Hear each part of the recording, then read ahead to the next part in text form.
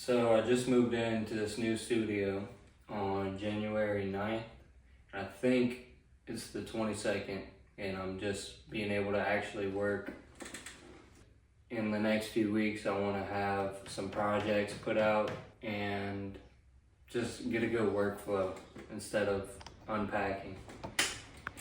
But I have this giant canvas I made behind me.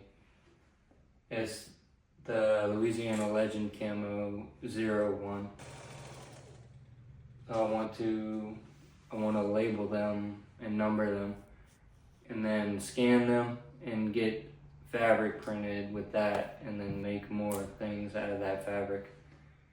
But there's also going to be the original, the one I originally make, and obviously that one would be expensive because it takes so long and it's expensive to make.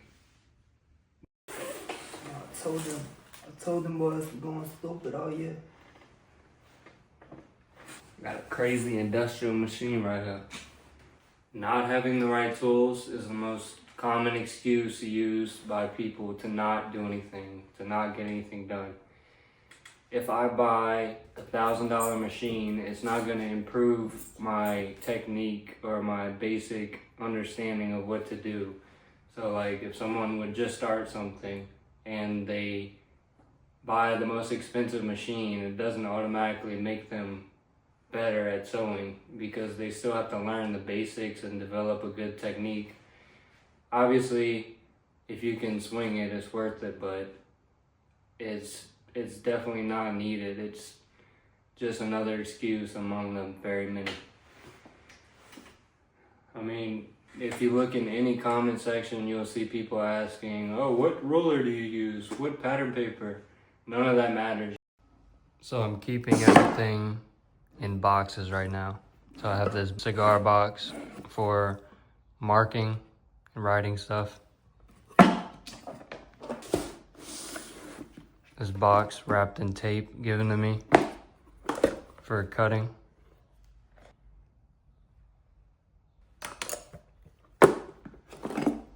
I have this shelf with random things that don't have a home yet. We got this stamping tray, the Noah Vlay stamp, and the regular Vlay one. Some ink. You see, I put the speaker behind the fan so that when the music on, it circulates throughout the room. So that Got tailor's ham to press different seams. You know, there's a good mix of performative and non-performative books.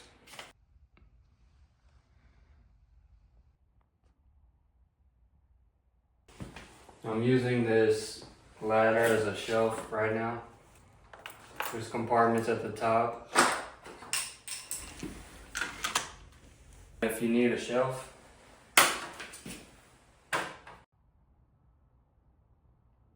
got this dress form to hold the tape measure and the pins. Amazing slate painting by Matthew Beck. These boxes are all filled with books.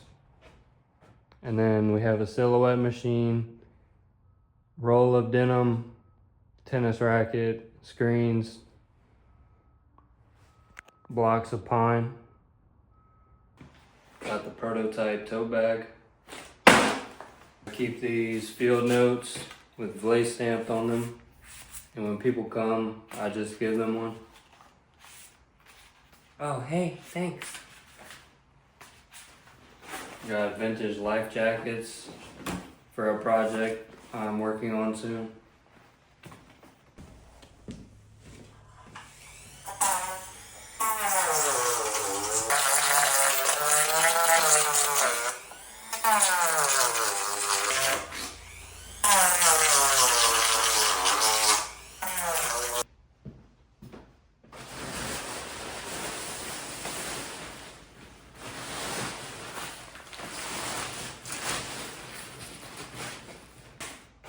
So after all the shirts are distressed, I just have to see where I want them on each panel. and then use spray adhesive to stick that.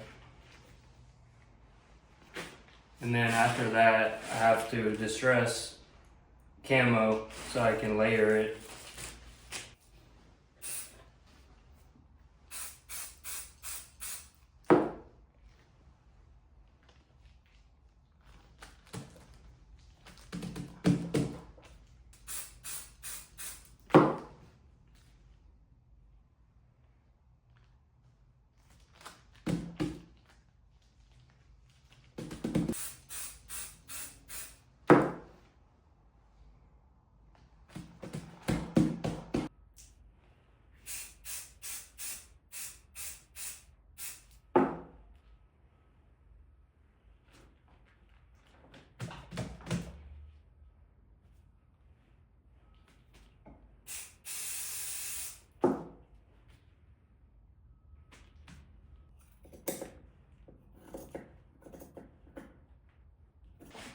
Then after that, I'll just trim around it so it can be clean. So once some of the camo is distressed, I usually lay out the pattern and then put the camo over. And that's when the curation side comes in. I have to tear where I want each logo shown, or what I want to be seen. Because right now it's just, you can't really see anything, so. I try not to cut because it makes things look too unnatural, unless I can very lightly cut and then rip it. So I want this shown because I like this, the way this shirt looks. So I'm kind of just ripping. There's a giant fleur-de-lis right here, and I want to show some of the skulls. Like this.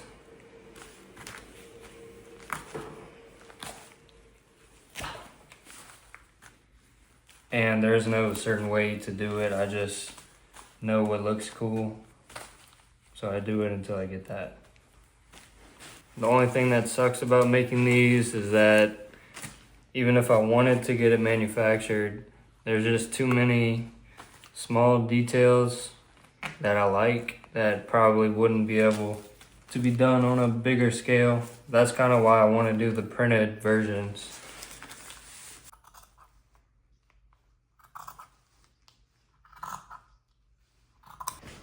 Once all the panels are kind of set, I just have to sew grid lines on everything. So I do 1 inch apart, go this way and this way.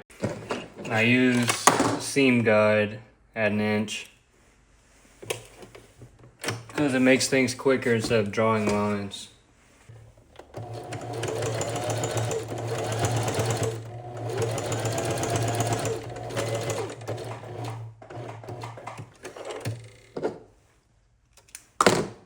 So after I sew the grid lines on everything,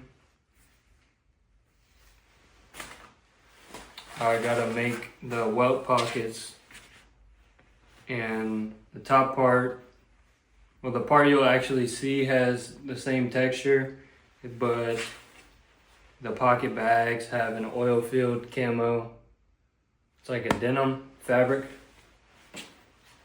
So I'm just situating those, and then I'll sew the pockets onto the front panels, and then I can put the jacket together.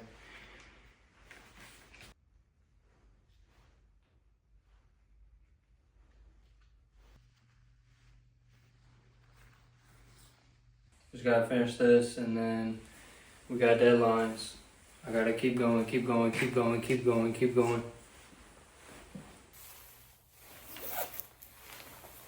Just trying it on before I put the other zipper on. So far, very, very nice. Probably the hardest jacket ever made.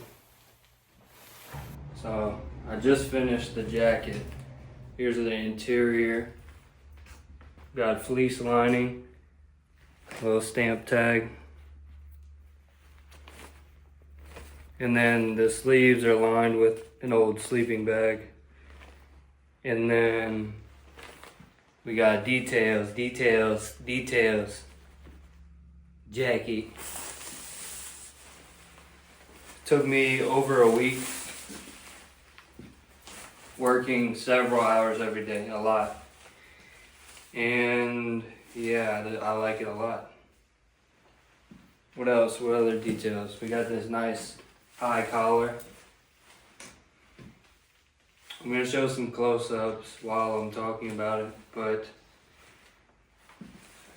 got this elastic waistband.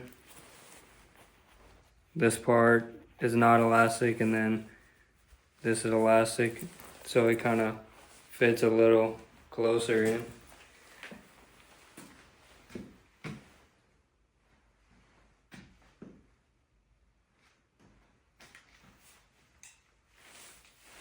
Nice slim fit jacket, very luxurious. Zip it. Fits me perfect. This will be a size small. I could also make them shorter, but I've been liking a little bit longer stuff because everything is kind of cropped now. But it's not long, it's just a little longer than the average silhouette. And then we can still put the collar down if you like that. And then it's like a work jacket. The welt pockets are clean, you can't even see them. And the lining is very clean. But yeah, you don't need to spend $1,000 to make a sample or $1,000 on expensive fabrics. You can really just use what you have. Like, this is a very labor intensive piece right here, and pretty much everything that I use came from thrift stores. Like, all of these are old t-shirts. This is a secondhand fabric that I found. I got a big roll of the camo knit. And then good hardware, YKK. It's not the best, but it's solid quality. But what I'm trying to get at is that you don't have to spend that much to make something really special or really high quality. I got to this point by doing it over and over, and everything came out clean.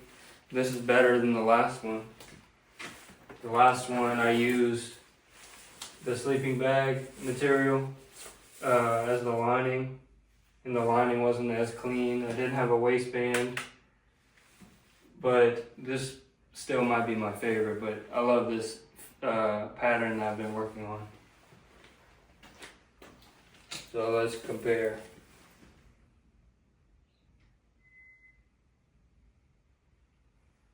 In the night when it be storming. What is that? This is officially the first real piece that I finished in here. And I really like it. I'm gonna wear this in every video. Posting daily reels every day. YouTube video every week.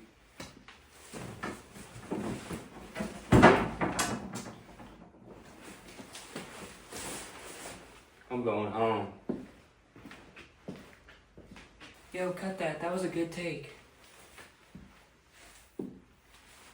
Can't wait to scam everybody, man. Everybody getting scammed. You buy this, you're getting scammed. I'm not making it. Who wants to get scammed? I do. Who wants to get scammed, man? He's behind me, isn't he? Stupid ass.